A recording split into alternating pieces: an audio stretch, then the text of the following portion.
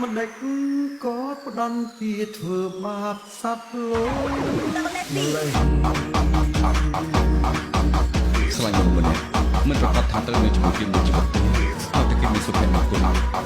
គ្រប់គ្រាន់ណាស់ដល់ពេលចុងបញ្ចប់គេត្រូវដោះស្រាយរឿងគ្រប់យ៉ាងរឿងតែមួយដែលនាងអាចធ្វើបានគឺត្រូវតែនៅជិតគេដើម្បីផ្ដល់កម្លាំងចិត្តផ្លូវមួយនេះគឺខ្ញុំជាអ្នករើសមិនថាដើរពិបាកយ៉ាងណាទេក៏ខ្ញុំត្រូវតែដើរបន្តស្នេហាលើ